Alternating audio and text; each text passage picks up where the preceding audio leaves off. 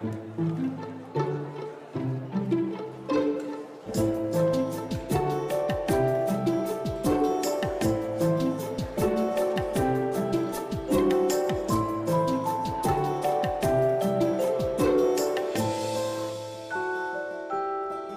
et messieurs, bonjour et bienvenue au Mémorial de la Shoah pour cette rencontre organisée à l'occasion de la publication de l'ouvrage d'Alain Blum et Emilia Koustova, Déportés pour l'éternité, survivre à l'exil stalinien, 1939-1991, publié par INED Éditions et les éditions de l'EHESS. Alors ce livre très riche, accessible au plus grand nombre, raconte un pan méconnu de l'histoire de l'Union soviétique, à savoir les déplacements forcés qui ont frappé des millions d'habitants des territoires annexés par l'URSS à la suite du pacte germano-soviétique signé en août 1939. Et face aux nombreux territoires concernés et la longue période étudiée, qui débute donc à la veille de la Seconde Guerre mondiale pour s'achever à l'éclatement de l'Union soviétique, les deux auteurs ont choisi de concentrer leurs recherches sur les cas de la Lituanie et de l'Ukraine.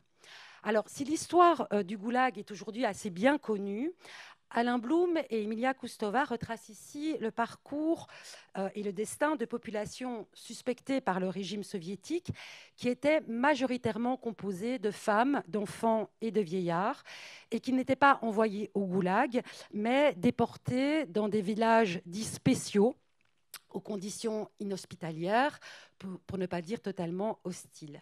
Et comme nous allons le voir, plusieurs groupes sociaux sont victimes de cette politique systématique de déplacement forcé. Et nous sommes au Mémorial de la Shoah, donc nous avons demandé à nos deux invités de mettre l'accent sur les populations juives de Lituanie et d'Ukraine qui ont à la fois subi les violences staliniennes et la politique génocidaire des nazis. Pour orchestrer cette rencontre, nous avons le plaisir d'accueillir Lisa Wapner, que je présente brièvement. Lisa présentera plus avant Alain Blum et Emilia Koustova. Donc Lisa, vous êtes l'auteur d'une thèse sur les migrations des Juifs post-soviétiques en Allemagne et vous venez de traduire avec Claire Darmon le livre de Piotr Siwiński, Auschwitz, monographie de l'humain, qui sera publié en janvier 2025 aux éditions Kalman-Levy dans la collection du Mémorial de la Shoah. Et je vous informe que nous organisons une rencontre ici même le 4 février à l'occasion de cette parution en présence de Piotr Siwiński, donc l'auteur de cet ouvrage qui est, comme vous le savez peut-être, le directeur du musée d'Auschwitz-Birkenau.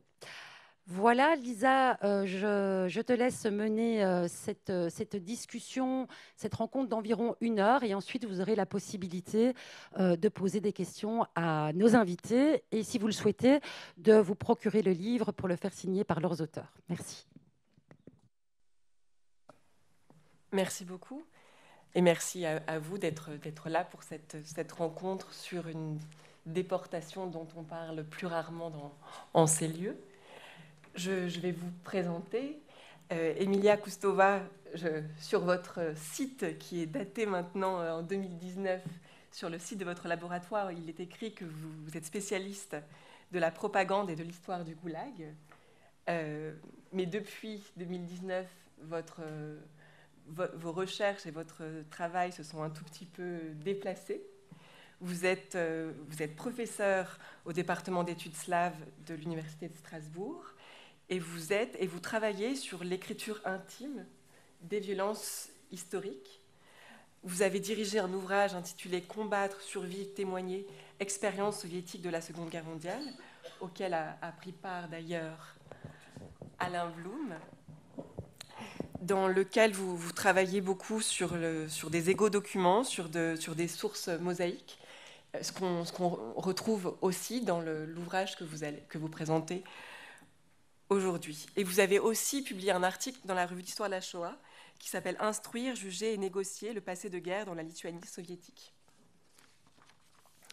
Alain Blum, vous êtes à la fois directeur de recherche à l'INED et directeur d'études à l'EHESS. Vous êtes spécialiste des populations soviétiques, des violences politiques en URSS, et vous êtes l'un des maîtres d'œuvre des différents projet d'archives de projets d'archives sonores du Goulag, et notamment le premier ouvrage que vous aviez publié s'appelle Déportés en URSS, que vous avez publié avec Martha Craveri et Valérie Nivelon. Déportés en URSS, récit européen au Goulag, qui était un ouvrage plus concentré sur les récits de vie, sur des témoignages que vous aviez recueillis au cours de vos différents voyages, qui sont d'ailleurs aujourd'hui devenus impossibles, puisque ces différentes recherches, elles incluaient à l'époque des terrains non seulement en Lituanie, en Ukraine, mais aussi en Russie. Et je sais qu'une partie de votre terrain et de votre travail d'historien n'est désormais plus possible. Aujourd'hui, vous êtes tous les deux là pour présenter ce livre, Déportés pour l'éternité, survivre à l'exil stalinien 1939-1941. Je vous poserai des questions sur ce livre et notamment nous reviendrons sur ce très très beau titre. Mais je vous laisse présenter un PowerPoint.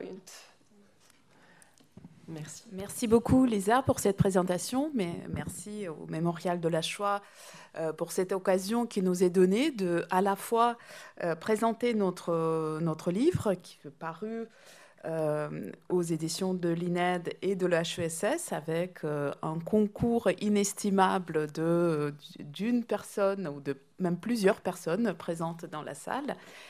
Et nous allons donc évoquer beaucoup le livre, mais nous allons déplacer la focale, puisque donc, le livre parle des déplacements forcés de populations qui ont frappé donc, le territoire lituanien et ukrainien dans les années 40, en s'intéressant à une forme particulière de la répression soviétique qui a visé des très larges populations sur ces territoires et non pas seulement les populations juives.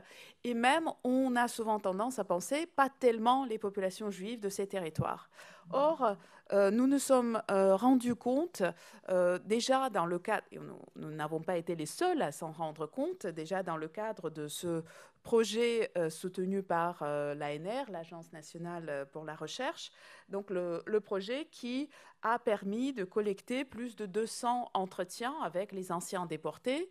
Et parmi ces 200 anciens déportés, il y avait plusieurs juifs de Lituanie, d'Ukraine, de Pologne, de Lettonie, par exemple, qui ont survécu à ce déplacement forcé et qui, par la suite, ont souvent traversé quasiment le monde et qui se sont trouvés dans les pays aussi différents que le Brésil, l'Italie, la France ou encore les pays baltes. Et nous avons en fait, donc déjà à ce moment-là, nous avons été plusieurs à être frappés par cette histoire imbriquée, histoire décalée aussi entre la Shoah et les répressions staliniennes. Et d'autre part, en poursuivant avec Alain nos travaux sur les répressions et les déportations frappant l'Ukraine et la Lituanie, nous avons, lors de ces travaux que nous avons menés dans les années 2010, nous avons beaucoup travaillé dans les archives. Et dans les archives aussi, nous avons croisé à plusieurs reprises les destins de victimes juives de la déportation stalinienne. Et pour beaucoup, il s'agissait en fait d'habitants juifs de la Lituanie, de la Pologne, de l'Ukraine, qui ont été frappés d'abord par les déportations nazies, qui ont survécu donc à la Shoah et qui ensuite se sont trouvés réprimés par les autorités soviétiques. Et je pense que nous n'avons pas besoin d'insister sur le choc que la rencontre avec de telles trajectoires produit sur le chercheur quand on découvre cette double répression immense qui s'abat sur les mêmes personnes, sur les mêmes familles. Et c'est ainsi que quand nous avons, quand le projet du livre est né, il nous a semblé essentiel d'y inclure aussi ces cas juifs, ces destinées, ces trajectoires juives, alors qu'elles sont très souvent, elles se retrouvent à la marge, voire complètement à l'ombre des récits nationaux tels qu'ils ont été construits dans les pays respectifs, donc dans notre cas la Lituanie et l'Ukraine, mais aussi à l'ombre de la mémoire juive de la Seconde Guerre mondiale, puisqu'il s'agit de personnes qui, donc pour certaines, n'ont pas connu la Shoah parce qu'elles ont été déportées par Staline avant l'invasion nazie de ces territoires occidentaux. Et donc c'est dans ce livre dans lequel nous mêlons en fait deux approches, une approche qui est plutôt classique pour les études des répressions staliniennes, l'approche par le haut, à travers les archives de différents niveaux, les archives moscovites, les archives de Kiev ou de Vilnius. Nous mêlons cette histoire-là avec, et ça a été vraiment très important pour nous, d'entendre les voix qui viennent d'en bas et qui racontent cette histoire à l'échelle humaine et à la hauteur des femmes et des hommes qui ont vécu et ont survécu à cette histoire. Et je m'arrête là. Alors, tout à fait. Et quand Emilia parle d'entendre les voix, c'est effectivement, il y avait ce projet de recueil d'entretien, mais entendre les voix, c'est aussi entendre les voix à travers les écrits qu'ont laissés ces personnes, et en particulier un très grand nombre de lettres, donc des voix immédiates de la répression. Mais pour illustrer de façon plus claire, en fait, cet enchevêtrement finalement de différents moments de répression, on voudrait partir d'un dossier, comme il y en a beaucoup, recueillis dans les archives de Vilnius, archives extrêmement ouvertes. Alors, on a pris l'orthographe lituanienne, on vous dit tout de suite, Maušan Marcelis Vitleris, et ce dossier qui, à travers l'histoire de sa famille, concentre en fait tant les violences staliniennes que les violences nazies. Donc, en fait, il est né, donc là, vous voyez cette courte biographie qu'on a tirée de son dossier d'instruction, hein, et c'est quelqu'un qui est arrêté avant la Seconde Guerre mondiale, en 1941, le 17 juin, juste d'ailleurs au moment des déportations, on y reviendra, condamné à 8 ans de camp et qui est réarrêté lors des campagnes antisémites de l'après-guerre. Mais ce qui est beaucoup plus fort, c'est de voir, donc ça c'est des documents classiques qu'on retrouve dans les archives, de voir à travers, en fait, il y a toujours la composition familiale, à travers le destin des membres de sa famille, à quel point s'enchevêtrent toutes ces déportations. Donc vous voyez que, comme par hasard, excusez-moi de ce terme, mais c'est plutôt de façon très classique pour la Lituanie, ses deux parents ont été tués à Kaunas, sans doute dans le 7e fort, à Kaunas en 1942, c'est lors des grands moments de l'extermination. Son épouse et ses deux enfants, eux, ont été déportés en 1941 sur les rives de l'océan Arctique. C'était une des déportations dont on reparlera, les plus terribles en fait, menées par Staline les 16-17 juin 1941. Donc ils sont d'abord déportés dans l'Altaï, puis sur les rives de l'océan Arctique. Et ses frères et sœurs, il y en a un qui est probablement a survécu parce qu'il a dû être évacué lors de l'arrivée des Allemands, c'est pas très clair. Et un autre, je crois qu'il a survécu dans le ghetto, mais ça j'ai un doute, de Kaunas. Et enfin, un troisième frère qui, lui, a été aussi exterminé à Kaunas. Donc, or, ce Moshe Fideris, donc vous voyez qu'il y a déjà toutes ces violences qui se mêlent dans l'histoire de sa famille. Et qui plus est, ce Moshe Fideris est donc, comme je l'ai dit, réarrêté en 1950 alors qu'il venait d'être libéré parce qu'il avait effectué ses peines. Il est réarrêté en 1950 exactement pour la même raison que son arrestation avant la Seconde Guerre mondiale. En gros, accusé de sionisme, accusé d'être... sa condamnation, en fait, pour lutte active contre le mouvement révolutionnaire avant qui est mené, mais il est aussi accusé de sionisme. Donc vous voyez qu'il y a dans cette histoire familiale les 3 moments de répression qui mêlent effectivement les répressions contre les habitants de Lituanie, 1941, déportation, contre j'allais dire la bourgeoisie, entre guillemets, les petits commerçants, etc., les élites, entre guillemets, lituaniennes, comprenant les élites juives avant la Seconde Guerre mondiale, l'extermination nazie, puis la violence antisémite après la Seconde Guerre mondiale. Donc, dans une seule famille, et on trouve beaucoup de dossiers comme ça, se mêlent toutes ces histoires. Et donc, on va revenir un peu maintenant sur quelques moments forts, très importants de ces histoires-là, mais ça justifie complètement, effectivement, ça justifie un peu pourquoi on parle d'une population qui est vraiment mêlée entre 2 violences. Donc, nous l'avons déjà évoqué, cette déportation de juin 1941, c'est une première grande opération de déplacement forcé qui est menée par les autorités soviétiques sur le territoire des 3 pays baltes qui ont été annexés un an auparavant. Donc, en Pologne, ce qu'on appelle les territoires soit la Pologne orientale ou bien l'Ukraine occidentale et la Biélorussie occidentale, il y a eu déjà d'autres opérations qui ont commencé dès début 1940. Dans les pays baltes, ça se passe en juin 1941. Et donc, c'est cette grande opération de masse. Là, si vous l'avez sur la carte, ce sont ces territoires annexés suite au pacte Molotov-Ribbentrop et qui subissent une soviétisation en marche forcée, dont un des outils clés sont donc des déplacements forcés.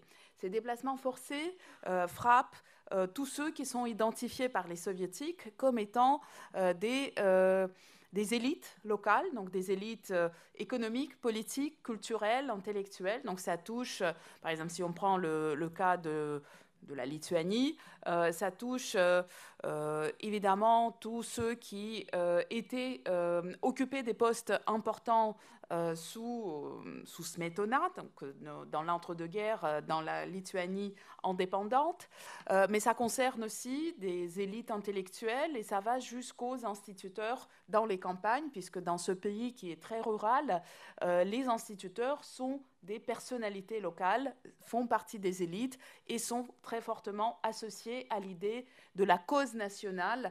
Et c'est en fait cette cause nationale qui est notamment visée par les soviétiques.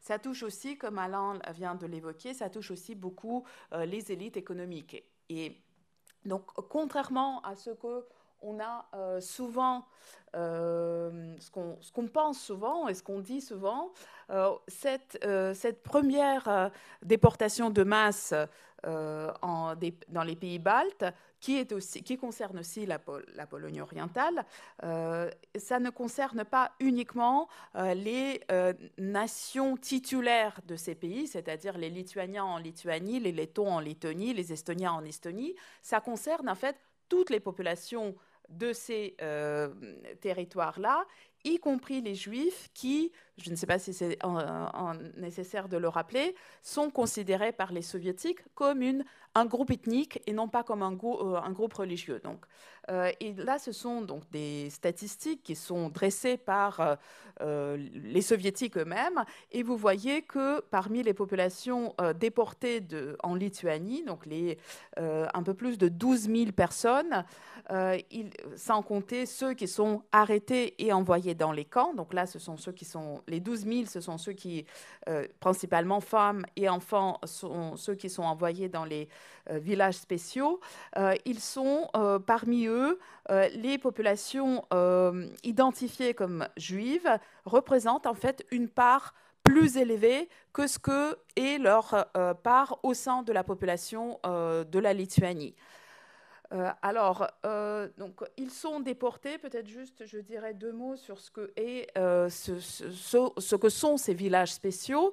C'est une forme de répression de masse qui a déjà été expérimentée par les soviétiques depuis la fin des années 20, voire même avant, mais surtout on considère que c'est très largement pratiqué dans le cadre de la décolonisation et de la collectivisation de l'agriculture soviétique, donc dans les territoires qui faisaient partie de l'Union soviétique avant 1939 déjà. Et ça consiste à déporter les familles entières qui sont déplacées parfois à quelques centaines de kilomètres, mais le plus souvent à des milliers de kilomètres vers des régions au climat très difficile, hostile, et des lieux souvent très peu peuplés et très difficiles d'accès. Et donc, dans les années, pendant la collectivisation de la fin des années 20, ça s'accompagne d'une mortalité absolument immense parmi ces populations paysannes déportées et souvent même abandonnées sans aucune aide. Et ensuite, et sur place, en relégation, puisqu'on considère que c'est le terme qui est le plus précis peut-être pour décrire ce type de répression, puisqu'il ne s'agit pas de détention dans des camps, mais de relégation dans des villages, comme dit, difficiles d'accès, éloignés, où ces populations doivent s'acclimater et surtout travailler. Donc elles sont utilisées là-bas en tant que main-d'œuvre. Et ces populations n'ont pas le droit de quitter ces lieux et elles sont surveillées par des commandants, par des représentants du ministère de l'Intérieur soviétique.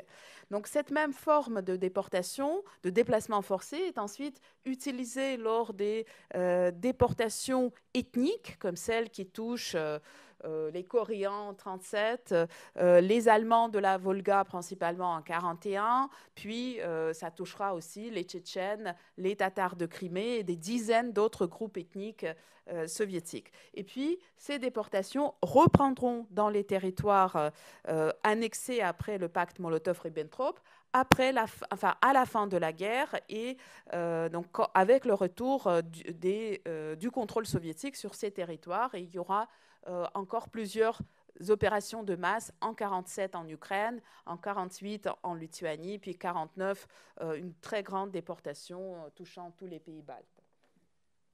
Et donc, pour revenir à la déportation de 1941, on voulait vous faire écouter un témoignage, un court témoignage, ça dure 4 minutes, de justement David ou Davidas Josefovitch ou Josefovicius, selon que, bon, sur ses papiers, c'est Josefovicius, qui est donc un juif de Lituanie qui a été déporté le 16 juin 1941, d'abord dans l'Altaï, donc au sud de la Russie.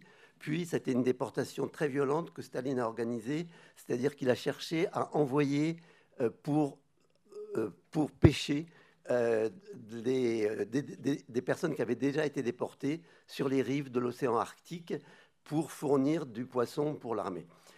Or, c'était dans des conditions absolument horribles. Et donc, David Josefovitch nous raconte son histoire. Je vais vous la laisser écouter avant de la commenter. Alors, on a fait un petit montage, j'espère que ça va passer. Donc, effectivement, en attendant, donc, cette déportation, elle a une place très particulière dans l'histoire de la Lituanie, parce que, et ça a vraiment été la mémoire en fait, des déportations est fondée sur cette déportation, car les Lituaniens et les Juifs, mais qui sont oubliés effectivement dans cette mémoire, sont arrivés dans des conditions absolument horribles sur les rives de l'océan Arctique. Ils sont arrivés à l'automne, il faisait déjà très froid, et près de la moitié des déportés vont décéder le premier hiver, logés dans des conditions horribles. Et il y a eu un ouvrage paru qui a été le point de départ, dis donc, de la construction de la mémoire nationale de la Lituanie sur ces déportations. C'est l'ouvrage de Grinkevičiūtė, qui raconte justement l'horreur de cette déportation. Et il y a un ensemble de personnes qui ont témoigné, on les appelle en Lituanie les enfants de glace, qui avaient survécu justement à cette déportation. Et on a pu justement recueillir 2 entretiens, ou 3 d'ailleurs, d'enfants de glace, dont David Josefovitch et aussi une Lituanienne, Irena Ašmontaitė. Donc voilà un peu ça vous montre un peu cette violence qui est racontée d'un ton très calme, parce que très souvent, les gens, justement, les témoins eux-mêmes, ceux qui ont vécu ça, ils ont ce calme dans la voix. qu'ils ont survécu, mais ça a été vraiment une déportation très forte. Et juste pour compléter, on voulait vous montrer ce document. C'est une lettre qu'a reçue David Józefowicz du front par enfin c'est pas lui, c'est son père ou son frère qui l'a reçu, non son frère puisque son père il est, qui a reçu cette lettre du front écrite, comme vous le voyez en yiddish, par quelqu'un qui est justement en train de libérer les territoires de Lituanie, qui fait partie de l'Armée rouge. Et ça nous a vraiment frappé parce que cette lettre, elle mêle justement ces deux violences. Quand vous voyez, ça a été traduit par Denis Eckert du yiddish, et quand vous voyez, c'est une femme qui écrit, donc, je ne sais plus si c'est au père ou au frère, qui écrit qu'elle découvre toute la violence nazie sur les territoires de la Lituanie. Elle décrit ça avec une lettre où il y a le slogan, vous l'avez vu, le slogan de, pardon, il y a le slogan de Staline, enfin c'est les slogans staliniens qui sont écrits sur la lettre, et elle écrit ça à une personne qui a été déportée par Staline et qui vit dans des conditions extrêmement violentes. Et donc cette relation entre les deux personnes qui sont à distance et qui vivent deux moments, alors bien sûr encore plus violent pour la femme qui voit tous les charniers et ce qui reste de l'extermination des Juifs, et David Józefowicz, qui a vu aussi la moitié des personnes qui étaient avec elle mourir de froid, montre à quel point sont interreliées finalement les deux violences sur une biographie particulière. C'est une très belle lettre en plus qui a été écrite de façon, enfin je sais pas si, je pense qu'il y en a qui parlent yiddish dans cette salle, mais où il y a une très grande force dans la lettre.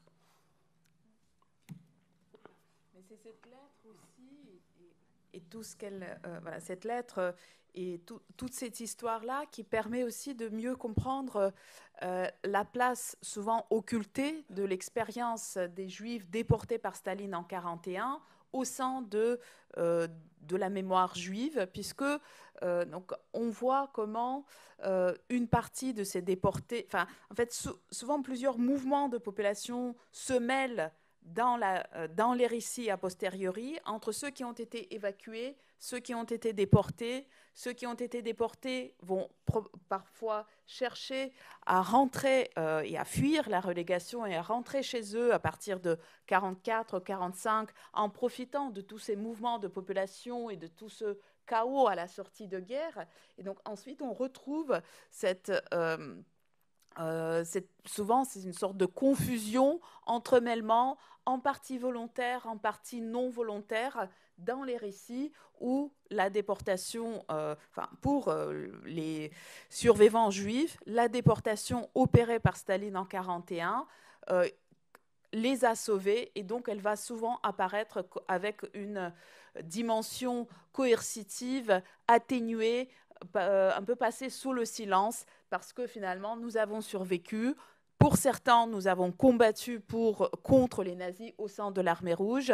Ils vont chercher ensuite à quitter les lieux de relégation, à intégrer les universités, comme c'est le cas de David Józefowicz, qui fait des études d'ingénieur par la suite. Et donc, ça va encore contribuer à marginaliser cette histoire. Alors, cependant, les répressions staliniennes ne s'arrêtent point avec la fin de la guerre. Elles ne s'arrêtent pas pour les populations non juives des régions, des territoires tels que la Lituanie ou la Lettonie ou l'Ukraine. Elles ne s'arrêtent pas non plus pour les populations juives, y compris pour ceux qui avaient été déjà frappés par la Shoah et qui avaient survécu à la Shoah.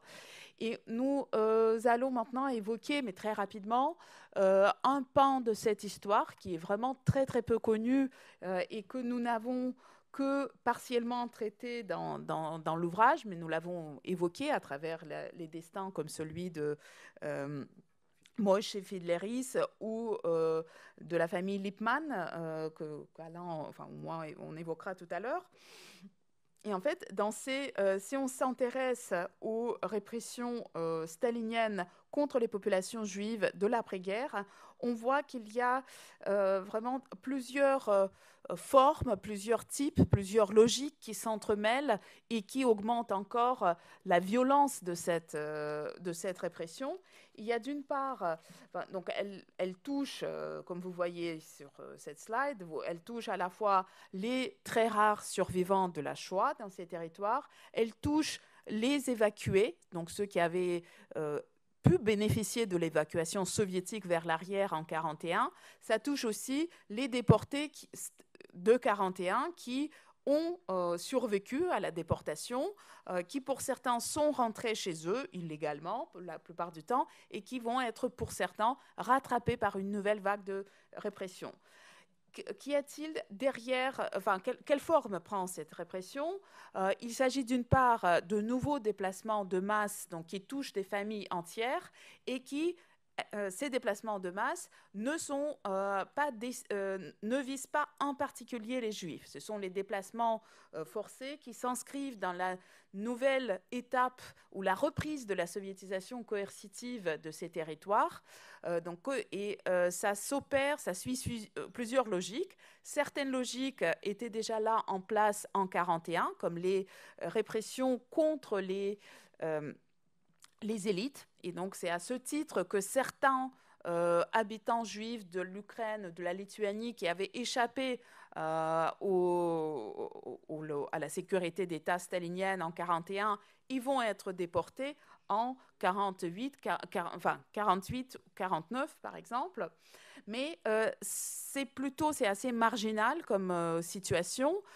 Sont plus fréquentes, ou en tout cas, on a trouvé plus de traces de cas de familles ou d'individus juifs qui sont visés par des arrestations et donc par des persécutions du type judiciaire, c'est-à-dire avec l'ouverture d'une enquête pénale et puis un passage devant le tribunal qui est un tribunal stalinien qui s'appuie sur l'arbitraire, l'usage de la torture et sur des condamnations et qui prononce des condamnations extrêmement lourdes. Et donc, parmi les raisons de ces poursuites qui visent les Juifs, on trouve à la fois les accusations typiques pour ces territoires à la sortie de la Seconde Guerre mondiale, mais qui peuvent paraître extrêmement surprenantes quand il s'agit d'individus juifs, tel que ce premier motif qui est la collaboration. Donc la collaboration avec les nazis.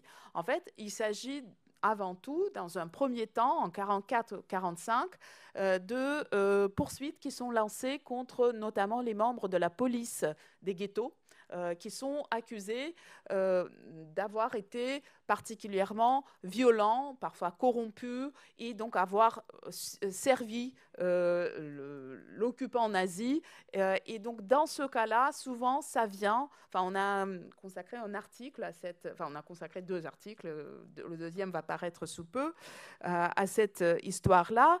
Et en fait, on voit que dans le cas de ces premières enquêtes, souvent, elles sont ouvertes suite à des signaux ou des dénonciations qui viennent de la communauté des survivants eux-mêmes, qui dénoncent ceux parmi les leurs qui s'étaient fortement compromis avec les nazis. Mais ensuite viennent d'autres types d'accusations et qui elles sont particulières pour les communautés des survivants juifs, puisqu'il s'agit notamment des tentatives de fuite, des tentatives de quitter illégalement le territoire soviétique. Ces tentatives sont très nombreuses en 44, 45, 46. Pour certaines, elles réussissent. Pour d'autres, elles échouent et conduisent à des condamnations. Et puis vient le tour à la fin des années 40, avec le début de la campagne antisémite en URSS, vient le tour de ce qu'on peut appeler des accusations classiques pour le stalinisme tardif, accusations de sionisme et d'activités antisoviétiques, mais en lien avec donc ce sionisme présumé.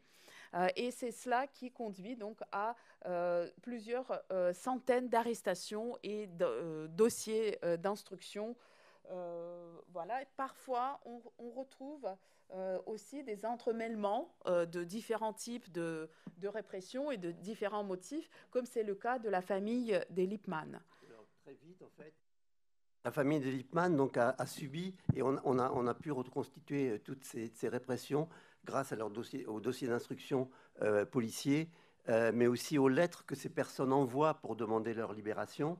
Et donc, le point de départ qui nous a conduit à étudier cette famille, c'est le père qui a été déporté en 1949 parce qu'il était artisan boucher avant la guerre. Et en gros, il n'avait pas été déporté en 1941. Donc, il est déporté en 1949 comme bourgeois, finalement.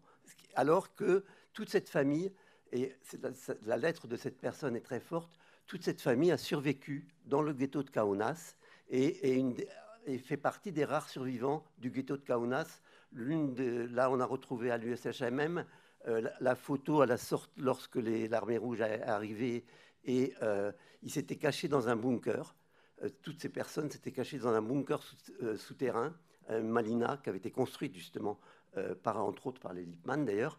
Ils ont survécu et malgré tout, lui sera arrêté en 1949. Autre chose, en 1944-1945, il y a un des frères Lippmann qui a aussi survécu qui tente de quitter avec tout un groupe de juifs l'Union soviétique, qui est arrêté parce que le chauffeur manifestement était un indique du NKVD. Donc le frère est arrêté et condamné au camp. Et par ailleurs, il y a un des frères qui, lui, ne voulait pas fuir, mais il y a une perquisition chez ce frère-là, et on découvre chez lui des documents que vous voyez là, des documents qu'en fait il avait récupérés du ghetto, suite à la libération du ghetto, documents qui avaient été cachés dans le ghetto et qui sont, alors celui-là je ne sais pas, je ne parle pas hébreu, mais qui sont des documents qui appellent à partir en Palestine, voilà. Et ces documents-là sont pour la police politique soviétique la preuve que cette personne est sioniste. Et donc on voit à quel point la violence stalinienne peut être forte, c'est-à-dire qu'on est en 1945, ils viennent de sortir du ghetto, il y en a un d'entre eux qui a aidé en plus les partisans soviétiques, et il est condamné à beaucoup de camps, d'ailleurs 15 ans de camp, pour sionisme. Moscou finalement abaissera un tout petit peu la peine en disant oui, bon, il a été sioniste, mais il a quand même aidé les partisans, donc on va baisser sa peine. Mais malgré tout, il est envoyé en camp. Donc c'est pour vous montrer à quel point la violence stalinienne ne tient absolument pas compte du parcours de ces personnes. Être survivant des ghettos, être survivant, il y en a quelques centaines, enfin même moins d'ailleurs, survivre du ghetto ne signifie pas ne pas pouvoir être... Enfin, on ne tient pas compte de ce passé. Et pire encore, le fait d'avoir conservé et sauvé des documents du ghetto conduit cette personne à être déportée. Donc le père, lui, déporté en 1949 parce que bourgeois, le fils arrêté et envoyé en camp parce que, entre guillemets, sioniste. Et vous voyez, voilà ce qu'il dit, enfin, le père, lorsqu'il écrit pour demander sa libération, il y a voilà, il cherche à se justifier à la soviétique. C'est-à-dire, j'ai été travailleur, alors avec des termes qui ne sont pas du tout violents, en fait, très euphémisés. Quand il dit en mars, on m'a proposé de façon tout à fait inattendue un geste de partir en déplacement. Bon, on l'a pris, on l'a mis dans un train et on l'a envoyé dans la région de Krasnoïarsk. Et je suis très peiné par la tournure des événements. En plus, il explique dans sa lettre aussi que sa femme est morte de douleur, n'a pas pu survivre à l'arrestation de ses enfants. Donc voilà, c'est encore une histoire qui montre comment la répression politique se mêle complètement à cette histoire-là. Et donc juste pour terminer, sur une note un tout petit peu plus plaisante peut-être, on voudrait vous faire passer, donc, mais là il n'y a que le son, donc ça devrait marcher bien, un entretien qu'on a eu avec Micheline Herck à Paris, qui est une jeune femme qui a été déportée aussi en 1941 dans la région d'Arkhangelsk. Ensuite, parce qu'elle venait de Pologne, vous savez que les Polonais ont été libérés dès l'été 1941, assez rapidement, suite à des accords entre le gouvernement polonais en exil et Staline, qui voulait constituer une armée polonaise, qui a constitué l'armée Anders. Et donc, elle est libérée, elle ne peut pas partir du RSS à l'époque, elle part au Kazakhstan, Et elle raconte justement comment elle découvre sa judaïté. Donc c'est là-dessus qu'on souhaiterait avoir le son. Oui, et en là, Pologne. les 3 mois qu'on a passés à Lodz, À son retour. j'en ai un souvenir comme si c'était hier finalement. Parce que déjà, je suis rentrée dans la civilisation là, pendant ces 3 mois. Donc j'ai vu l'électricité, j'ai vu enfin, les couteaux, les fourchettes, et j'ai compris, et j'avais des petites amies, et justement, j'avais écrit, bon, je veux dire, j'ai vu une petite fille qui avait mon âge, j'avais 8 ans et demi, 9 ans, et qui m'a dit un jour, bon, je veux dire, alors qu'on jouait, elle me dit, tu dois être juive. À son retour. Et là, je lui dis, mais pourquoi? Alors elle me dit, parce que madame, dont je ne sais plus le nom, n'accueille que des juifs. Et je veux te dénoncer, je vais te dénoncer à la police. Je me dis, pourquoi? J'ai rien fait. Mais elle me dit, si, les juifs ont tué Jésus. Alors j'ai dit, mais tué personne, finalement. J'ai tué personne, enfin, qu'est-ce que c'est? J'ai tué personne, et puis on a... Alors je lui dis, non, je suis pas... Je suis rien du tout, je suis pas juif, je suis pas du tout, je suis pas du tout. Qu'est-ce que tu racontes là? Bon. Alors après, donc il y a eu tout ça, et j'étais vraiment très très angoissée. Donc, alors que je ne racontais pas finalement ce qui se passait avec mes copines à ma mère, cette fois-ci, je lui ai dit, écoute, il s'est passé ça. Et aussitôt, on a déménagé. Donc, elle a pris ça au sérieux. En même temps, c'était les 3 mois que j'ai passés en Pologne, il y avait les histoires de Kielce. Donc tout s'est passé en même temps. Et alors j'ai demandé à mon père qui me raconte un petit peu qui était Jésus, qu'est-ce que c'était les chrétiens, enfin Moïse, qui c'était, parce que bon, moi je ne connaissais rien, ni d'histoire, je connaissais simplement, puisque j'ai vécu pas mal 4 ans au milieu des Kazakhs. J'ai assisté à leurs prières, donc je connaissais ce que c'était que les musulmans sunnites, modérés, très sympas finalement. J'étais la seule enfant qui était accueillie dans leur case finalement pour la prière. Donc il y avait les tapis de Boukhara. Ils prenaient un tapis ou 2 tapis, puis moi j'étais assise là, à regarder, en train de faire la prière vers la Mecque. Et je parlais le kazakh aussi. Donc je connaissais la signification de la religion musulmane sunnite, mais rien d'autre, parce que finalement... Et là, donc, je lui ai demandé, alors il m'a dit, bon, je vais t'en parler, il m'a raconté un petit peu, etc. Voilà, donc on voulait terminer sur cette histoire, parce qu'elle montre bien justement aussi à quel point il y avait la déportation conduit aussi à s'insérer dans ce monde-là, pour des enfants en particulier.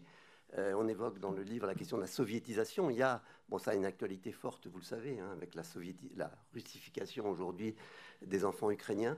Il y a un écho énorme aujourd'hui, mais on a trouvé que ce témoignage résume un peu tout ça dans ces personnes qui retournent. Donc elle avait déjà de la famille en France, enfin elle avait des proches en France. Et donc, finalement, elle retournera en France, mais elle pensait se réinstaller en Pologne. Et effectivement, face à l'antisémitisme d'après-guerre, elle est obligée de fuir. Il y a beaucoup de cas comme ça. Et effectivement, d'un côté, il y a les populations lituaniennes non juives reviennent en général en Lituanie. Mais c'est vrai que la plupart des populations juives qui ont survécu aux déportations de 1941 et à la Shoah, elles vont tenter de quitter. Alors, les populations juives qui vivaient en Pologne, elles pourront, parce qu'elles sont, et en particulier à Vilnius, ça c'est important, parce que Vilnius était polonaise avant 1939, comme vous le savez, avant 1940. Donc là, elles pourront dire on est polonais, elles pourront quitter l'URSS. Alors que les populations juives de Lituanie hors Vilnius ou d'Ukraine, elles ont l'interdiction de quitter et quittent en clandestinité. Et beaucoup auront des parcours ensuite. En fait, en général, la Pologne les laisse partir, voire les incite à partir d'ailleurs, alors que les Soviétiques cherchent au contraire à les garder. Voilà. Donc, mais ces parcours, ces vies montrent à quel point, effectivement, à nouveau, toute cette histoire les a marqués et qu'il y a un temps important avant. Alors, pourquoi elles quittent aussi? C'est pas simplement qu'il y a l'antisémitisme. Il faut bien voir que quand ces personnes rentrent, le plus souvent, elles n'ont plus personne sur place, naturellement.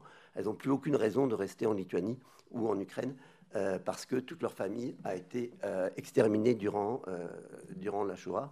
Donc, elles partent. Très souvent, elles avaient déjà des membres de leur famille ou des proches qui étaient hors de ces territoires. Et donc, la question du retour fait aussi partie de cette histoire.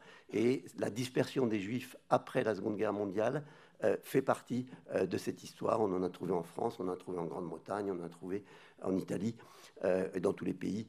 Vous avez des personnes juives qui ont vécu, en fait, ces déportations. Voilà, on vous remercie. Désolé pour les petits problèmes techniques. Merci. Alors, je vais vous poser quelques petites questions, notamment puisque ce que vous avez écrit, c'est aussi une histoire du contrôle des populations et de la soviétisation. Dans le cas que vous n'abordez pas dans le livre, mais de la Pologne ou de la Biélorussie, il est question de passeportisation, de soviétiser les populations en leur demandant d'accepter un passeport soviétique, et ceux qui le refusent sont relégués, déportés. Est-ce que ça se passe de la même manière en Ukraine et en Lituanie? Et sinon, pourquoi il y a une différence de manière de procéder entre ces différents territoires? Pour répondre très vite, non, ça se passe de la même façon. Donc, c'est-à-dire que tous ceux qui avaient la nationalité, ça se passe comme ça pour ceux qui avaient la citoyenneté polonaise. Voilà. Eux, on leur propose de prendre la citoyenneté soviétique, ceux qui, dès 1940-41, quand ils refusent, ils sont déportés et assignés à résidence. Et quand ils acceptent, parfois ils sont quand même déportés et assignés à résidence, parfois non, mais ça aura, ils ne pouvaient pas le savoir, mais ça aura une importance cruciale à partir de 44-45, parce que ceux qui avaient refusé la nationalité soviétique pourront partir vers la Pologne, d'autres n'auront pas cette possibilité. De fait, il y a 4 vagues de déportation en 40, dont, là sur la carte, il y a marqué les réfugiés. Les réfugiés, c'est justement ceux qui, ça c'est les catégories soviétiques qui sont utilisées, c'est essentiellement les populations juives qui ont refusé de prendre la citoyenneté polonaise en arrivant en Union soviétique. Sauf erreur d'ailleurs, Michliner, qui est dans ce cas, ses parents ne veulent pas prendre la citoyenneté polonaise, soviétique. Oui. Et donc, elle est déportée. Il y a d'autres cas comme ça, Théodore Chanine qu'on avait interviewé. Mais donc effectivement, c'est la 3e vague qui est de avril 40, je crois, j'ai un trou là, qui emporte en fait toutes ces populations juives qui refusent de prendre la citoyenneté soviétique. Donc dans les différentes catégorisations de ceux qui sont... Là, vous les catégorisez en tant que... C'est des exilés, mais finalement, les raisons pour lesquelles ils sont stigmatisés par le régime sont assez différentes, même en 1940. Oui, il y a de multiples catégories. En fait, ce qui est très, très fascinant, mais ce qui est très marquant, c'est que pour les déportations, c'est moins vrai pour les condamnations au camp, mais ça l'est quand même, pour les déportations, ils fonctionnent vraiment en catégories. Donc, il y a des multiples catégories de stigmatisation qui conduisent à la répression. Donc, ça va être les paysans aisés, entre guillemets, dans les déportations de l'après-guerre. Ça peut être les bandits, les familles de bandits. Ça fait référence aux luttes des insurrections contre l'armée rouge qui sont menées après-guerre. Avant-guerre, effectivement, c'est les catégories, c'est les éléments socialement dangereux. Et éléments socialement dangereux, c'est les petits commerçants, les anciens policiers, etc. Mais c'est aussi les réfugiés, ces juifs qui ne se prennent, ces juifs essentiellement qui ne prennent pas la citoyenneté. C'est vraiment, on prend une catégorie et quoi qu'on ait fait, qu'on soit hostile ou pas, etc., on est considéré comme hostile, donc on est réprimé. Il y a aussi évidemment derrière cela, en tout cas dans le cas des réfugiés juifs, il y a cette méfiance, très grande méfiance à l'égard de tout ce qui vient de l'extérieur. Et donc ces populations juives qui se retrouvent en masse sur le territoire occidental et qui refusent de faire semblant, d'accepter l'idée même de soviétisation, elles apparaissent immédiatement comme très suspectes et dangereuses et donc à réprimer. Mais je pense qu'il faut aussi imaginer cet usage très large du déplacement forcé par les autorités staliniennes. Donc ce n'est pas un cas particulier, c'est vraiment une sorte de c'est une pratique courante et qui d'ailleurs devient de plus en plus courante vers la fin des années 30. Donc. Et vous évoquez dans le livre un tournant qui est l'année 36, que vous datez. Je me demandais comment vous datiez ce changement de paradigme entre le social et l'ethnique. Parce que, ouais. En fait, ce qui est intéressant, c'est qu'effectivement, les premières grandes déportations, c'est donc 1929-32, ça touche les paysans riches, entre guillemets. Je le dis toujours entre guillemets, parce que ce sont les kulaks, les catégories soviétiques, mais ça va beaucoup plus large. Et donc, c'est vraiment le critère social qui mène à la répression et qui mène aux déportations. C'est des déportations de masse qui vont emporter 3 millions de paysans. Beaucoup mourront parce que c'est fait dans des conditions absolument horribles et que très souvent, d'ailleurs là, ils sont déportés dans des villages qui n'existent pas, à la différence des déportations postérieures. Donc, ils doivent tout construire. Et ils sont déportés dans le Grand Nord en particulier. Avec la famine aussi. Et avec la famine, effectivement, la famine de 1933, qui sera d'ailleurs la conséquence de ça, mais qui touchera aussi ces territoires. La famine de 1933 en Ukraine, que vous connaissez bien. Et donc, le critère social est vraiment très fort. Et c'est en gros, on applique ce que les soviétiques aussi appliquaient peu après la Révolution, lorsqu'ils ont enlevé le droit de vote aux élites, etc. À partir, effectivement, de 1936, c'est la déportation des Coréens, des Polonais, etc., des zones frontalières. Là, on est plus dans l'idée que c'est pas tant toute une population peut être hostile. C'est-à-dire que les Polonais sont considérés comme hostiles de toute façon, et en plus alliés plutôt avec les Français. Et donc, on approche de la Seconde Guerre mondiale. Donc, il y a l'idée que ce n'est pas le fait d'être Polonais prolétaire ou Polonais bourgeois qui est problématique, c'est le fait d'être Polonais. Les Iraniens qui sont sur les frontières, c'est pareil. Donc, il y a une première vague de déportation qui libère les frontières de ces populations pour mettre des Russes. Donc, la vision ethnique, elle est très forte. Et pour ce qui est justement, c'est pour ça qu'on date de 1936, et pour ce qui est des populations des territoires annexés, en gros, on considère, alors c'est plutôt le critère social qui va à nouveau jouer, mais en disant, ce sont des... On résume quelque part la politique répressive soviétique de 30 ans en quelques mois. On considère qu'a priori, les Lituaniens, etc., les Ukrainiens de l'Ouest sont plus ou moins hostiles, mais on ne peut pas déporter tout le monde, donc on va prendre les élites en espérant que ça va permettre aux autres de soutenir les soviétiques. C'est un peu l'idée que si on déporte les paysans ou les élites policières, etc., les prolétaires, eux, ils vont être contents et ils vont supporter le régime soviétique, ce qui n'est pas le cas. Donc le critère social est atténué, même s'il est encore présent, et c'est vraiment les populations de ces territoires qui sont visées.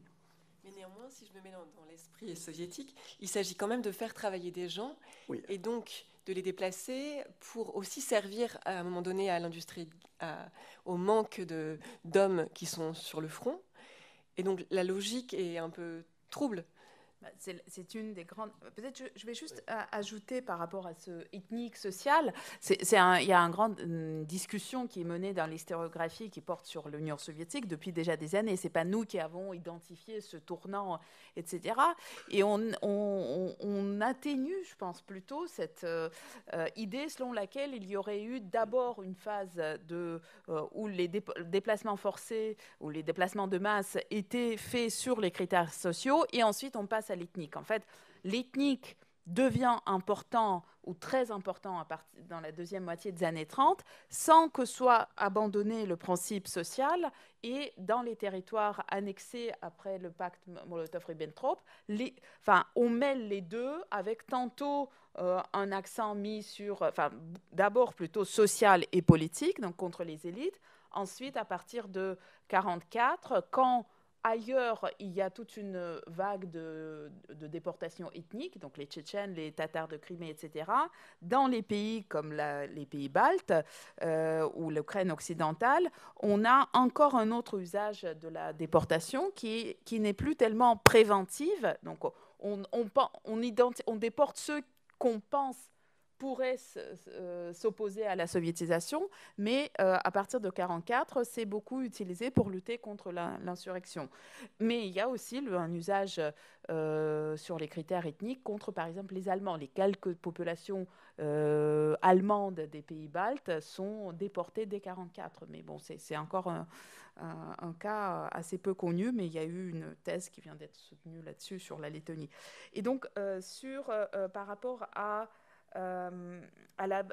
au rôle, l'usage en tant que main-d'œuvre, c'est encore un autre grand débat de l'historiographie sur l'Union soviétique. Qu'est-ce qui prime? Est-ce que c'est pour nous, c'est ainsi qu'on argumente dans le livre, on pense que ces déportations sont conçues en tant que moyen de soviétiser rapidement les territoires donnés. Donc ce qui prime, c'est l'aspect, on peut dire, politique et sécuritaire. Mais une fois qu'elles se retrouvent, qu'elles sont arrachées de leur domicile, là entre en jeu la logique économique, et c'est particulièrement présent à la fin des années 40, quand l'Union soviétique est en pleine reconstruction après la guerre, mais on n'est plus dans le chaos total de 44, 45, etc. Là, on voit comment il y a une sorte de planification des déportations avec tout un échange entre... On a notamment utilisé les archives, on a travaillé dans les archives de la région d'Irkoutsk, et donc on a ce terrain-là comme exemple, et là, il y a tout un échange entre les autorités de la région d'Irkoutsk et Moscou pour dire, voilà, on veut tant de personnes pour aller développer l'industrie forestière, et là, on a des mines où on manque de main-d'œuvre, mais bon, on ne veut pas de femmes avec des enfants, etc. Et là, il y a vraiment cette logique économique, mais elle ne préside pas aux déportations. Elle s'ajoute, elle se superpose ou s'ajoute à la dimension politique et sécuritaire qui prime. Donc, et elle arrive dans un second temps. Oui. Parce qu'un des exemples que vous donnez dans le livre, et dont vous parliez déjà peut-être dans le précédent, je ne sais plus, Naum Kleman. Non, il est que dans celui-là. Il est accusé d'être c'est un enfant à l'époque, d'être dans une famille de non-travailleurs. Oui, c'est ça, tout à fait. Et Naum Kleman, en fait, c'est un cinéaste, un spécialiste du cinéma soviétique, et en particulier d'Eisenstein, qu'on a interviewé à Moscou, et il est déporté en 1944 de Moldavie, 44 je crois, non 49, c'est la déportation de 49. Il est déporté en 1949 de Moldavie pour, effectivement, en gros, là c'est du social, c'est des populations socialement dangereuses. Il dit bien que sa mère travaillait, etc. Mais comme c'est une petite bourgeoisie locale, il est considéré comme devant être déporté sur ces raisons-là. Il est déporté, et c'est un cas intéressant justement parce que d'un côté, donc, il va vivre cette déportation. Il raconte en particulier qu'il est déporté. Je ne vais pas préciser que Naum Kleman était juif, mais oui, je pense que c'est pas la peine de préciser. Et en fait, il raconte par exemple qu'il est déporté. Dans son train de déportation, il y a aussi bien des personnes déportées parce qu'elles ont collaboré à l'extermination des Juifs, et des Juifs qui sont déportés parce que c'est des petits artisans. Et il y a cette cohabitation Ce qui est un peu surprenant. Mais bon, je ne vais pas dire. Je ne sais pas. Non, c'est lui qui raconte ça. Et donc, il est déporté en Asie centrale pour des raisons plutôt sociales dans son cas, effectivement. La déportation de 1949 mêlant d'ailleurs les deux choses. De Moldavie, qui est touchée de la même manière que les autres pays, effectivement. En fait, je me suis mêlée pour dire que c'est surprenant parce qu'en fait, les épurations de guerre, donc celles qui visent les personnes, les présumés collaborateurs des Allemands, elles sont généralement visées par des répressions de type judiciaire qui conduisent à des peines de camp très lourdes, donc 10 ans, 15 ans, 20 ans, 25 ans, et non pas par les déplacements forcés. Par contre, leurs familles, elles, peuvent être déportées parce que famille d'une personne condamnée pour participation au crime nazi. Voilà. Donc, mais normalement, normalement, ils n'auraient pas dû ou ne devaient pas se trouver dans le même wagon avec des participants de la Shoah. Et donc, cette petite introduction sur Naum Kleman, c'était pour vous faire commenter le titre que vous avez choisi pour votre ouvrage, qu'on peut comprendre d'une certaine manière en le lisant là, comme ça, et d'une autre. Vous avez aussi choisi une petite citation qui est « Il n'a pas dit que nous étions exilés pour la vie, il a dit que nous étions exilés pour l'éternité. Il pense maîtriser l'éternité. » Et quand on lit le livre un peu plus loin, cette citation est plus longue. Est-ce que vous pouvez expliquer toute l'ironie qu'il y a dans toute l'ironie qu'il y a dans cette phrase, et cette ironie qui est presque soviétique quand en russe on reprend la phrase dont vous parlez, la phrase de Staline de 1935. La vie est devenue plus... La vie est devenue plus belle, la vie est devenue plus joyeuse. Et donc toute cette ironie et aussi peut-être ce qui peut vous faire parler des lettres, des requêtes, des suppliques, qui sont un matériau riche et fécond que vous utilisez beaucoup dans le livre, avec ce style à décrypter. Voilà. Pour Naum Kleiman, c'est peut-être.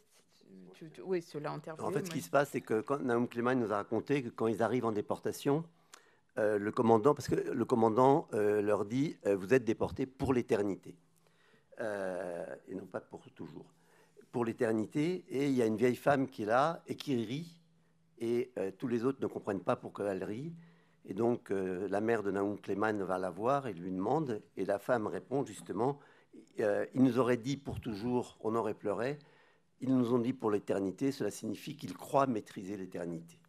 Voilà. Donc c'était. Mais bon, Naum Kleiman est spécialiste du cinéma, donc je ne sais pas s'il n'a pas un tout petit peu enjolivé l'histoire. Voilà. Et sinon sur. Pour les requêtes, effectivement, on a beaucoup utilisé cette source inattendue et qui s'est avérée très riche. En fait, on est tombé dans on a beaucoup consulté les dossiers des déportés, donc des dossiers qui étaient établis par famille avec les documents comme ceux qu'on a montrés, en énumérant tous les membres de la famille, etc., et en évoquant la raison de la déportation. Et puis, on est allé voir ces dossiers pour ces informations-là, mais on a découvert qu'ils étaient beaucoup plus riches, notamment parce qu'ils contenaient souvent, presque toujours, de nombreuses lettres que les déportés ont envoyées de leur exil pour réclamer leur libération d'abord, puis le droit de retourner dans leur pays, enfin dans leur région d'origine ou les républiques d'origine, puis enfin des demandes de restitution de biens. Et c'est donc finalement on a construit plusieurs chapitres autour de ces lettres, puisqu'elles permettent à la fois de mieux connaître les trajectoires, puisque ce sont avant tout des récits de vie, individuelle, familiale, parfois même sur plusieurs générations, avec beaucoup de digressions. Donc c'est une source presque un égo-document en fait, mais produit dans un contexte très particulier. Mais c'est aussi un égo-document qui est adressé aux autorités soviétiques et qui, pour certaines lettres, se part d'habits et de rhétorique très particulière, et on s'est beaucoup cassé la tête pour... on a beaucoup réfléchi à comment qualifier cette rhétorique. On a fait des schémas un peu complexes entre les registres, les rhétoriques, etc. Bon, c'est bien sûr une convention historienne, et cette volonté d'avoir des typologies, etc. Mais c'est vraiment souvent fascinant, touchant et terrible de lire ces histoires de vie, surtout quand elles justement se partent de rhétorique soviétique pour dire voilà, on était des travailleurs, on est loyaux au pouvoir soviétique, on a toujours rêvé d'être libérés par les soviétiques, etc., etc. Bon, dans le cas des Juifs, ça prend voilà, il y a une dimension, effectivement, libération de l'occupation nazie, mais on a aussi des cas de lettres de personnes d'autres origines qui utilisent cette rhétorique-là, qui peut paraître des plus surprenantes. Voilà, par exemple, quand il s'agit de quelques représentants des élites lituaniennes déportées en 1941. Et ces lettres, c'est les rares. Il faut bien voir que on a beaucoup de récits du goulag, mais c'est très souvent l'intelligentsia, comme vous le savez, hein, c'est les grands, enfin Solzhenitsyn et autres, et les grandes mémoires du goulag, c'est très souvent l'intelligentsia. Or, ces lettres sont souvent écrites par des paysans, très souvent illettrés, c'est-à-dire qu'ils se font aider sans doute par des Russes pour les écrire. Donc, c'est des rares paroles de la répression venant de paysans et d'illettrés. Qui sont présentes. Fiedlerys, par exemple, lui, il n'est pas illettré, mais il est d'éducation, je crois qu'il a 2-3 ans d'éducation, et effectivement, il écrit pour protester aussi. Donc, c'est l'écriture de la répression par des personnes dont on a rarement des témoignages écrits, écriture sur le moment. Et c'est ça qui est passionnant aussi dans ces lettres. Je crois qu'on va passer la parole à la salle. Un grand merci à tous les trois.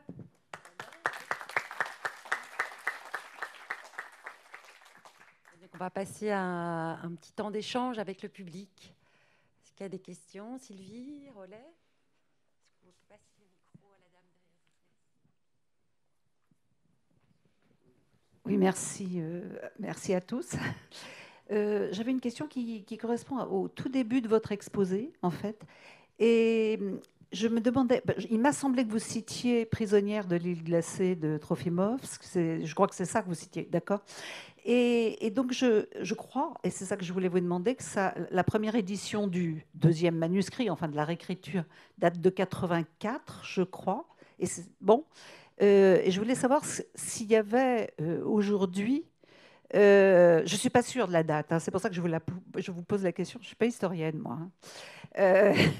Et je voulais vous demander donc s'il y avait aujourd'hui disponible en Lituanie, en Lettonie, en Estonie, voire en Ukraine ou en Pologne, des récits de survivants et survivantes de ce type-là. À partir de quel moment, en tout cas, cette parole s'est libérée et les éditeurs ont commencé à faire leur travail? Effectivement, c'est effectivement le livre de Grinkevičiūtė, c'est celui-là qui a été. Alors c'est un livre intéressant parce qu'il y a une première édition qui vient elle a écrit en fait ces témoignages dans les années 50. Elle l'a caché dans un pot de terre dans son jardin et c'était redécouvert très tardivement. Je crois que c'était publié en 89, hein, sauf erreur, mais il faut vérifier. Non, mais la publication. Et le deuxième manuscrit. Après, elle a réécrit effectivement un autre manuscrit. Bon, le premier et les deux ont été publiés. Aujourd'hui, il y a quand même beaucoup, effectivement, il y a eu pas mal de témoignages dans ces différents pays, en Lituanie, en Lettonie, en Estonie, qui reprennent ces histoires-là. Alors, soit c'est sous forme d'ouvrages publiés, de romans, enfin, soit c'est sous forme plus directe de témoignages un peu courts que vous pouvez trouver effectivement dans différents sites. Donc, il y a ceux qui ont vraiment voulu écrire des livres, comme Grinkevičiūtė. Il y a aussi en escarpin là, de la députée lettonne, Kalniete, voilà, qui a écrit aussi son témoignage. Elle est née en Sibérie de parents déportés. Donc il y a quand même une grosse bibliographie en fait, de ce type de témoignages qui sont parus. Et il y a beaucoup d'entretiens qui ont été faits, comme ceux qu'on a fait, sur lesquels on peut avoir en fait, ces histoires-là. Ce qu'il faut bien voir, c'est que soit c'est des témoignages qui partent uniquement de la déportation. Nous, je sais qu'on a vraiment voulu parler de la vie entière, c'est de comprendre. En fait, il parle très peu du retour. Bon, Grinkevičiūtė en parle, hein, et de la stigmatisation postérieure. Mais c'est souvent un peu laissé de côté. Et toutes les difficultés qu'il trouve au retour ne sont pas toujours très présentes dans ses bibliographies. Juste peut-être pour préciser, donc pour la période, en fait, jusqu'aux années 80, évidemment, en URSS, il n'est pas possible de publier sur la question, mais les témoignages se construisent et parfois traversent les frontières.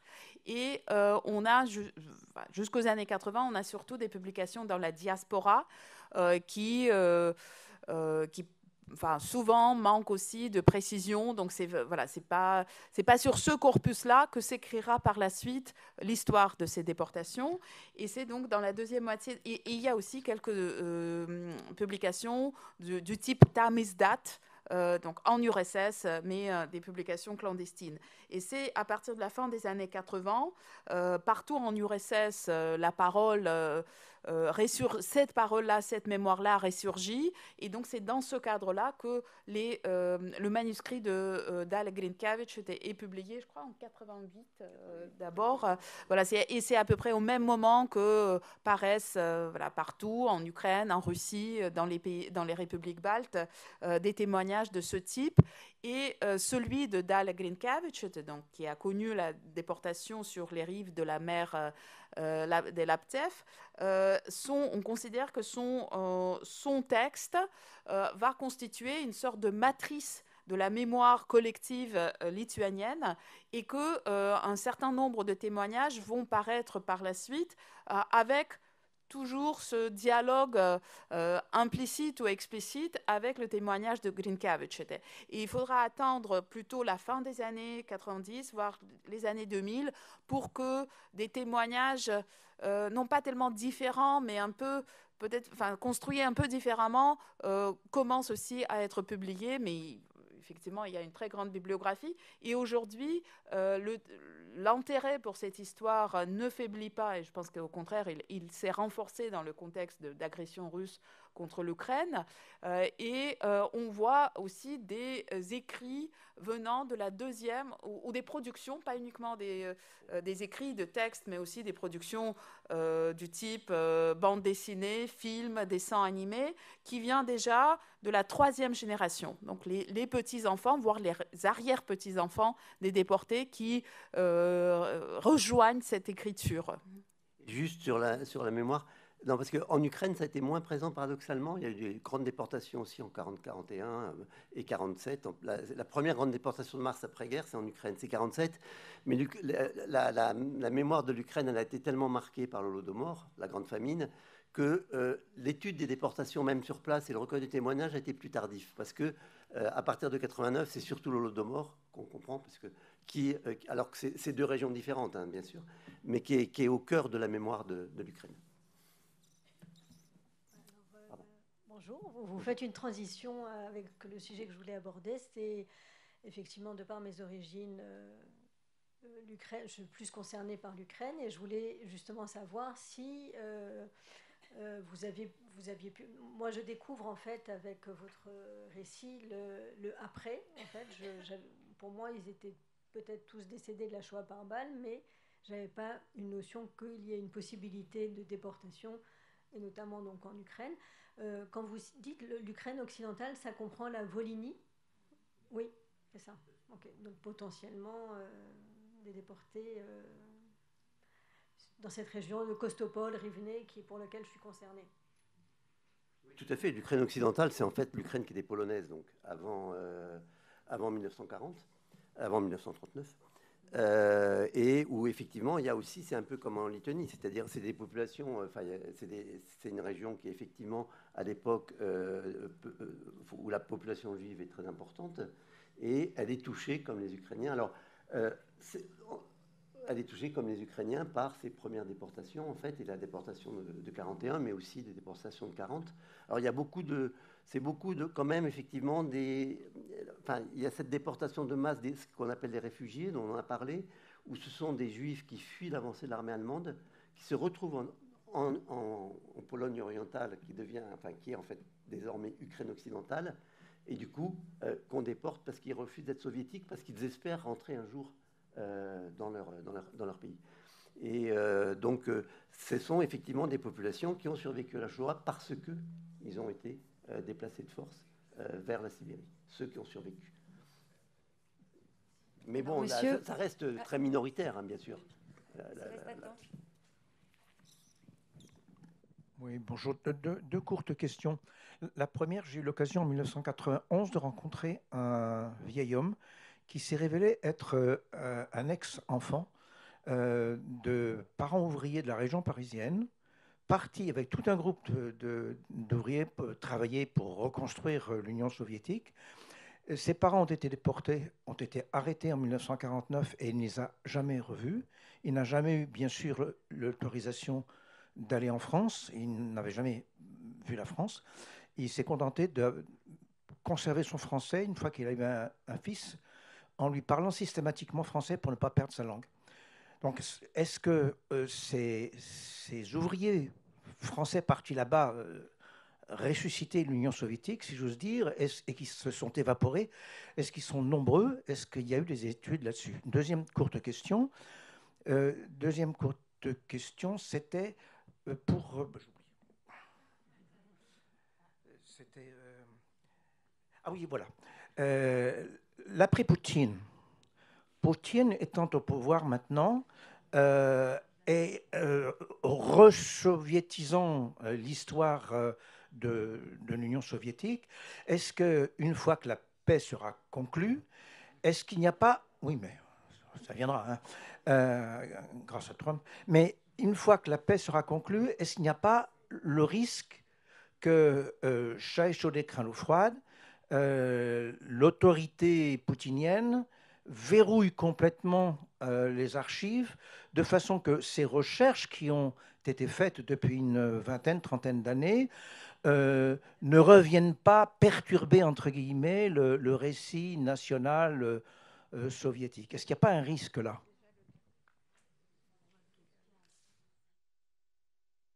Peut-être, sur votre première question sur les ouvriers français, on ne pourra pas dire grand-chose parce que vraiment, on n'a pas du tout travaillé là-dessus. Je ne pense pas qu'il existe des ouvrages qui faisant autorité sur cette question, mais il y a des possibilités de rechercher dans les bases, notamment de mémorial russe, par nationalité, etc. Il y a d'ailleurs quelqu'un de Mémorial qui nous proposait de travailler sur la question, donc c'est possible. Ça dépend beaucoup aussi de la période, c'est-à-dire si c'est l'avant-guerre ou l'après-guerre. Je ne pense pas qu'ils aient été déportés, mais je pense qu'ils ont plutôt été arrêtés, envoyés en camp, parce qu'ils pouvaient être considérés effectivement comme des espions. Ce qui était très le cas, il y avait une telle méfiance par rapport aux étrangers. Après-guerre, il y a des gens qui reviennent alors qu'ils sont franco-soviétiques. Enfin, mais là, c'est aussi une autre histoire. Et pour ce qui est des risques en fait, c'est déjà en cours. Il y a déjà des archives qui sont... il y a beaucoup de fonds d'archives en Russie qui ont déjà été refermés alors qu'ils avaient été travaillés en long et en large par les historiens depuis le début des années 90. Et en fait, on considère que le moment de la plus grande ouverture des archives russes, c'est la première moitié des années 90, et qu'il y a déjà des premières regelées dès la deuxième moitié des années 90. Et ça avait commencé par des sujets considérés comme particulièrement sensibles, comme par exemple la politique étrangère, les archives du MAE russe, enfin soviétique, etc. Et puis aujourd'hui, ça touche les domaines les plus variés. Par exemple, j'ai entendu parler des fonds du Comintern, donc l'internationale communiste, qui sont désormais complètement inaccessibles, complètement fermés, alors que ça fait 30 ans que les historiens de tous les pays ont travaillé là-dessus. Et il n'y a pas que les archives. Bon, il y a évidemment toute la pression sur les historiens qui enseignent, qui travaillent, qui veulent publier en Russie. Il y a encore quelques maisons d'édition héroïques qui continuent à publier des ouvrages de grande qualité. Voilà. Mais pour combien de temps, on ne sait pas. Et il y a des choses... c'est difficile de dire, est-ce que c'est plus grave encore, pas plus grave, mais qui relève de ce même mouvement qui, moi, me fait craindre que le régime actuel, dans sa forme des plus raides et des plus répressives, cherche à s'installer dans la durée et ne conçoit pas la situation actuelle comme étant juste un petit raidissement le temps de la guerre, et puis après on va revenir un peu en arrière. C'est que, entre autres, depuis 3 ans, le parquet russe a commencé un processus de déréhabilitation de personnes qui ont été réhabilitées dans les années 90-2000. Évidemment, la plupart du temps, ça se fait en lien avec avec des dossiers qui comportent des soupçons de collaboration avec les Allemands, mais pas uniquement. Et donc, depuis quelques mois, ce processus a encore accéléré.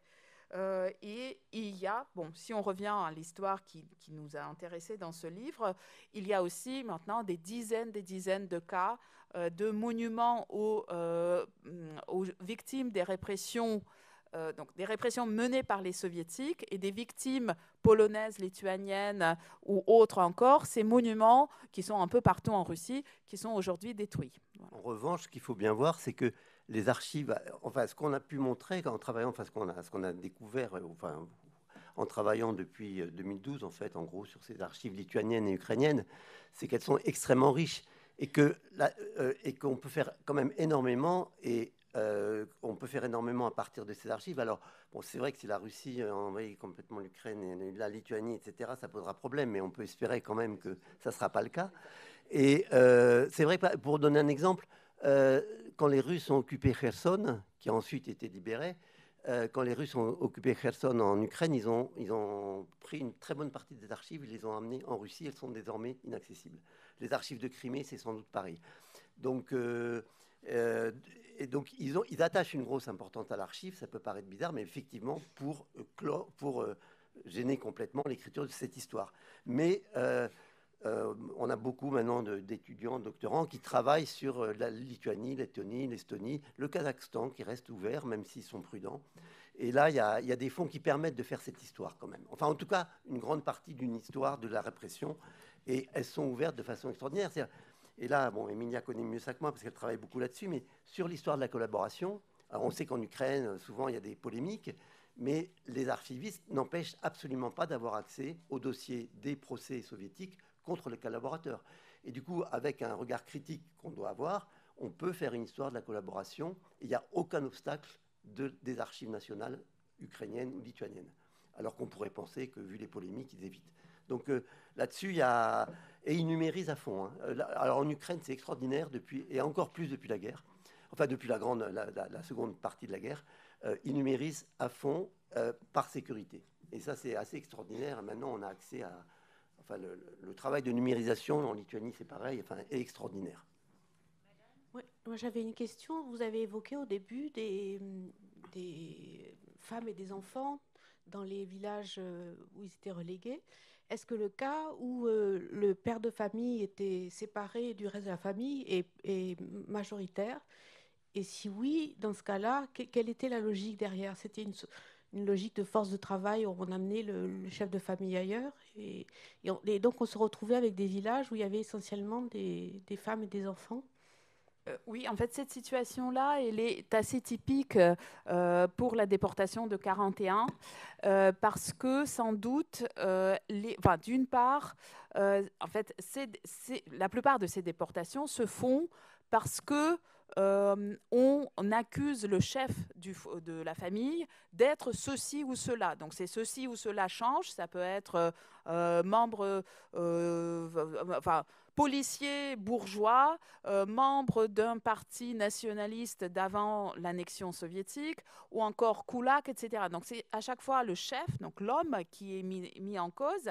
Et selon le degré de sa culpabilité et de sa dangerosité aux yeux des soviétiques, le chef de famille est soit juste déporté, donc avec sa famille, soit envoyé dans le camp, et dans ce cas-là, c'est la famille seule, sans le père ou le mari, est déplacée vers un village spécial. Donc il n'y a pas de logique de distribution des forces du travail, c'est la logique de punition ou de sécurisation, etc. Bon, en 41, en plus, c'est particulièrement compliqué parce que donc ils mènent cette grande déportation entre le 14 et le 16 juin 41. Une semaine plus tard, il y a l'invasion nazie de l'Union soviétique où tout est complètement bouleversé et où en fait, les soviétiques n'ont même pas le temps de mener jusqu'à bout